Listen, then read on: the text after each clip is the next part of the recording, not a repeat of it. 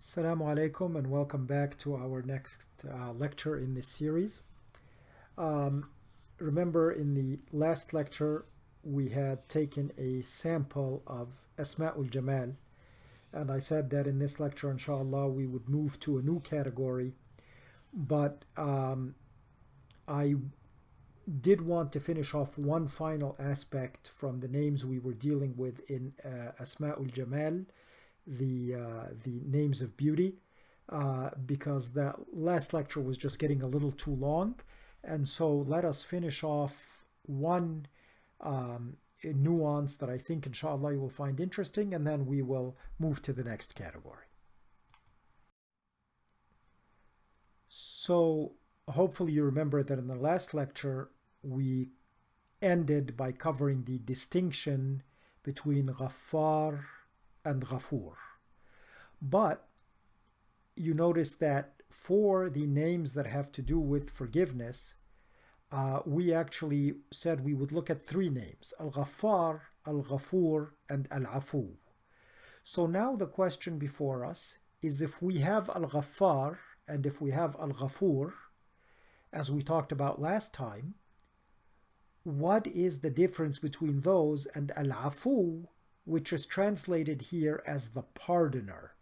And again, if you speak Arabic, even if you're good in Arabic, these distinctions are hard because they all seem to mean the same thing.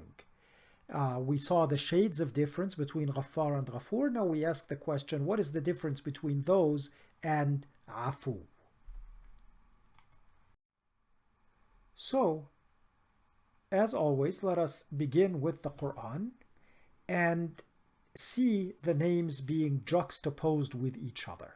So Surah An-Nisa, verse 99, فَأُولَٰئِكَ عَسَى اللَّهُ أَن يَعْفُوَ عَنْهُمْ وَكَانَ اللَّهُ عَفُوًّا غَفُورًا. For these there is hope that Allah will forgive, for Allah doth blot out sins and forgive again and again. And before we get into Afu and Ghafur, you notice that again the translator here translates Ghafur as forgive again and again, and we said that in our opinion that nuance is really for Ghaffar, not Ghafur. Ghafur I would have translated and he forgives much, right? That's high amplitude, not high frequency, and God knows best. But here now you see وَكَانَ اللَّهُ عَفُوًّا غَفُورًا. So the verse is saying, and for these there is hope that Allah will forgive, for Allah doth blot out sins and forgives again and again, as the translation here goes. So we see the two names right side by side. كَانَ اللَّهُ عَفُوًّا غَفُورًا. He is Afu and he is Ghafur. So what is the difference? Well, let's also look at Surah Al-Baqarah, verse 286, last verse on Surah Al-Baqarah, and that verse contains at the end of it a very beautiful dua. And I'll just read the whole verse, but then we will focus on the part that is relevant to our discussion here. أعوذ بالله من الشيطان الرجيم. لا يكلف الله نفسا إلا وسعها لها ما كسبت وعليها ما اكتسبت. ربنا لا تؤاخذنا إن نسينا أو أخطأنا. ربنا ولا تحمل علينا إصرا كما حملته على الذين من قبلنا. ربنا ولا تحملنا ما لا طاقة لنا به. واعف عنا واغفر لنا وارحمنا أنت مولانا فانصرنا على القوم الكافرين. So the translation, and we'll just look at the whole verse in translation just because it is so beautiful. God does not burden any soul with more than it can bear, or God does not put an obligation on any soul beyond its means. Both translations are possible. Each gains whatever good it has done and suffers its bad.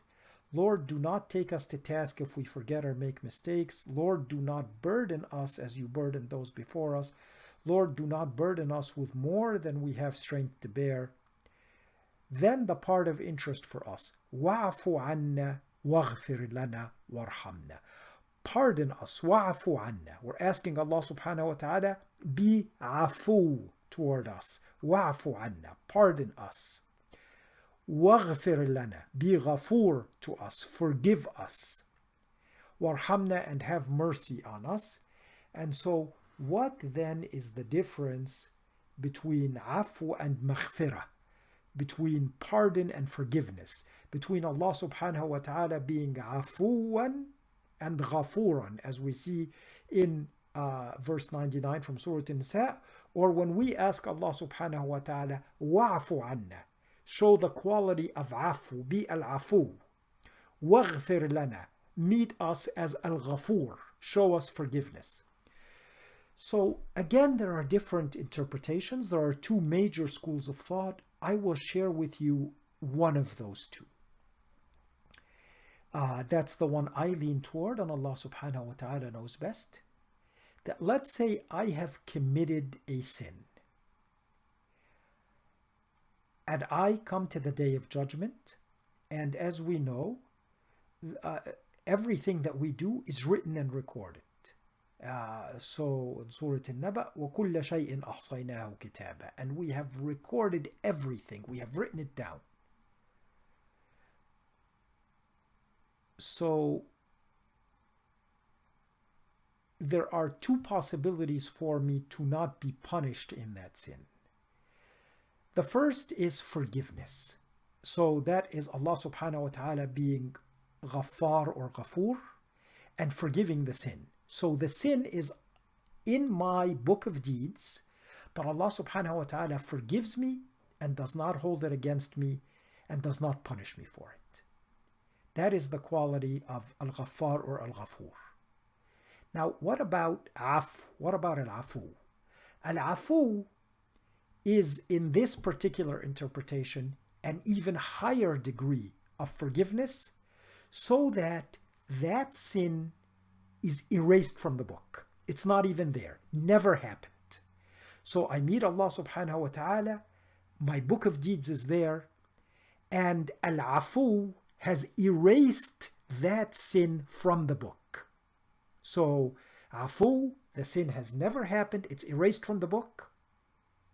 Ghafur, the sin is still in the book, but I will not be punished for it. I will be shown mercy. So let's just finish off the last part of that dua. Wa'afu anna waghfir lana warhamna. So we're asking Allah subhanahu wa ta'ala in this particular school of thought, this particular interpretation I'm sharing with you, and Allah subhanahu wa ta'ala knows best. Wa'afu anna. Allah, please pardon us, erase that sin from our book. Then the way I personally think about the dua, waghfir lana. If the sin won't be erased from my book, then forgive me for it. Please don't punish me. Now, if I have to be punished for it, warhamna, then please show me mercy. Don't treat me with justice for that sin. I know I have to be punished, but please treat me with mercy and lighten my punishment. So they are sort of cascading degrees of asking Allah subhanahu wa ta'ala, blot it out from my book. Erase it, please. If not, then yes, it's in my book, but please forgive me, don't punish me. And if I have to be punished, then please be merciful toward me in that punishment. Give me the lightest possible punishment. Treat me with mercy and not with justice. That's how I approach that verse, and I hope that that brings a little bit of a nuance to the difference between these names. Now let's take just two examples from the next category, Asma al-Jalal, the names of grandeur and magnificence.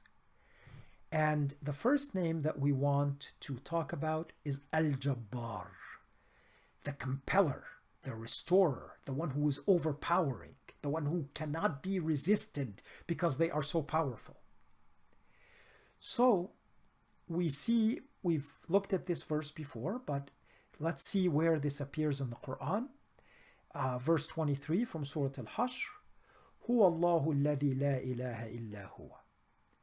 He is Allah, other than whom there is no deity. Al-Malik al-Quddus al-Salam al-Mu'min al-Muhiman. He is Al-Malik, the sovereign, Al-Quddus, the pure or the sanctified, As-Salam, the perfection or the peace, Al-Mu'min, the bestower of faith or bestower of serenity or security, Al-Muhiman, the overseer, Al-Aziz, the exalted in might, the mighty, and Al-Jabbar, the Compeller. That's the name we're dealing with. Al-Mutakabbir, the superior.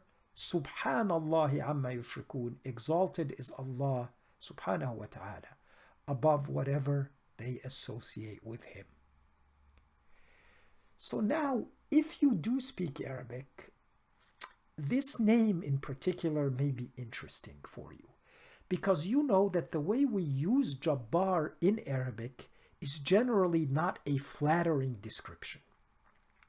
When we talk about a human being as Jabbar, we normally mean that they are a compelling tyrant, right? Somebody who is a powerful, tyrannical figure, usually with shades of significant injustice.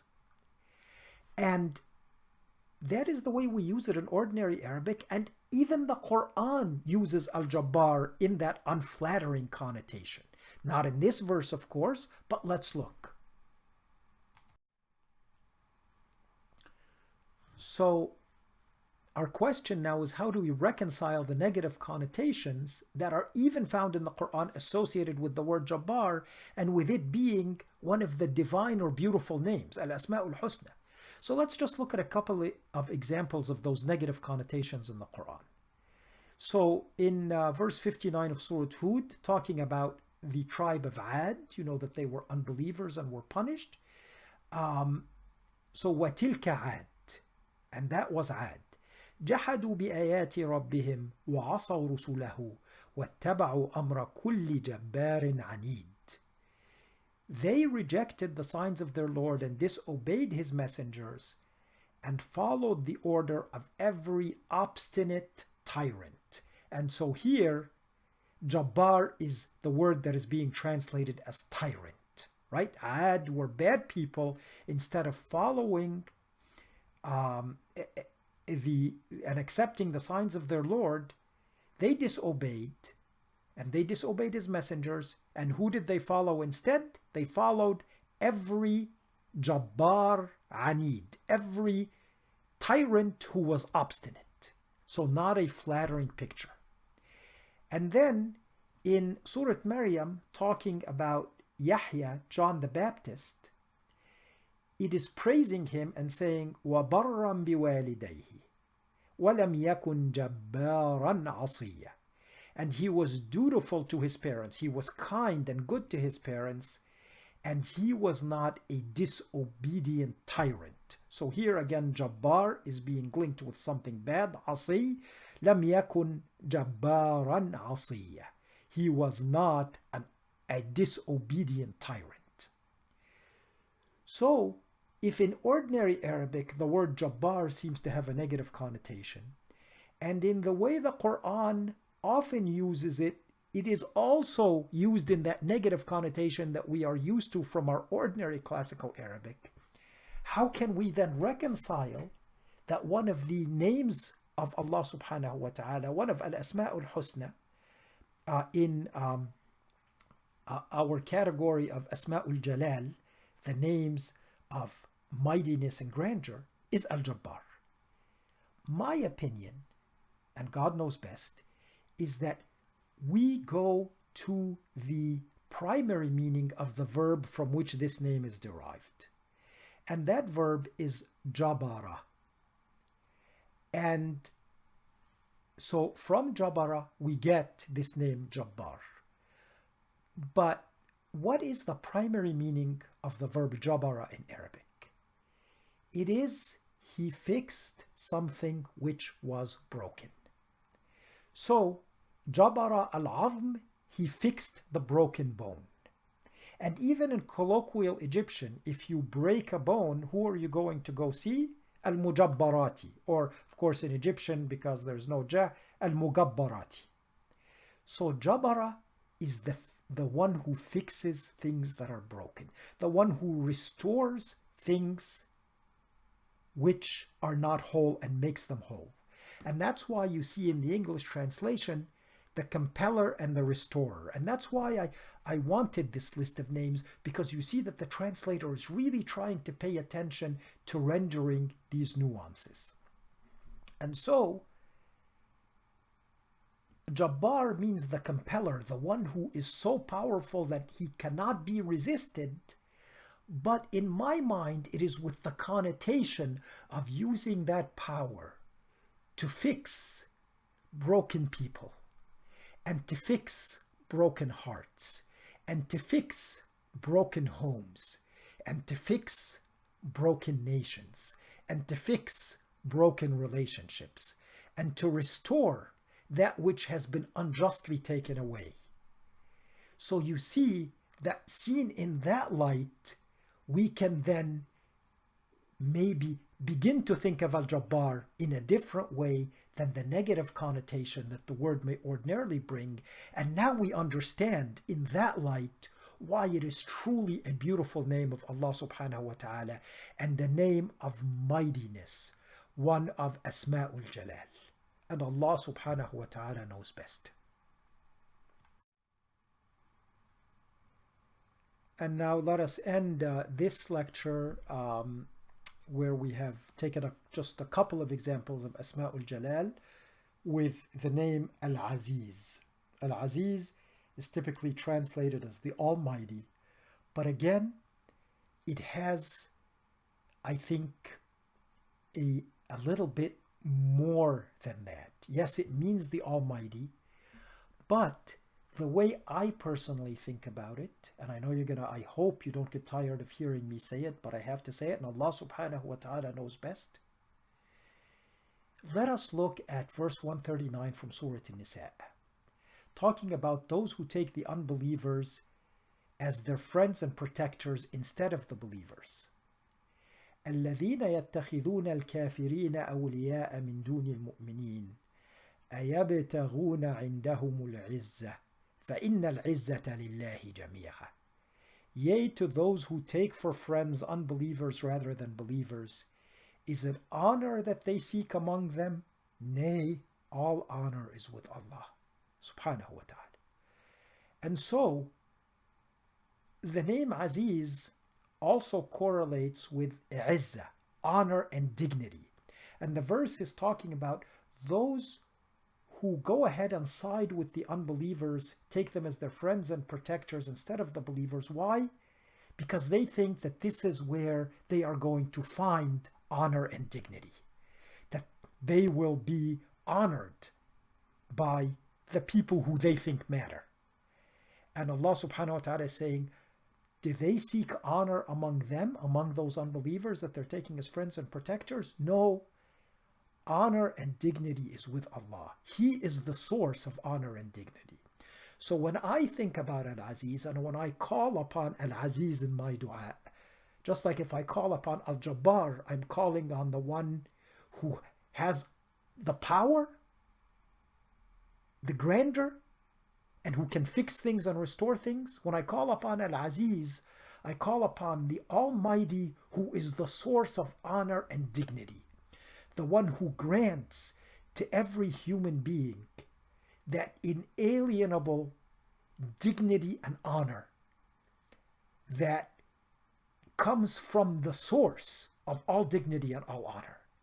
So if you ever feel downcast, dejected, insulted, demeaned, humiliated, and feel that you are beginning to incline toward those who have a different value system, beginning to compromise what you should be saying or doing so that they will hold you in high regard, call upon Al-Aziz, that with his might, with his power, he will grant you the real honor and the real dignity, inshallah.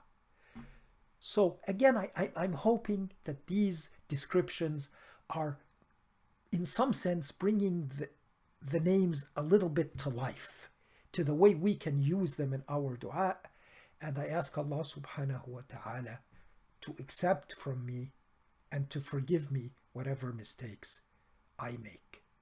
Insha'Allah, in the next lecture, we will take a couple of examples of our last category, Asma al-Kamal, the names of completeness. I hope, inshallah, to see you then. Salamu alaikum.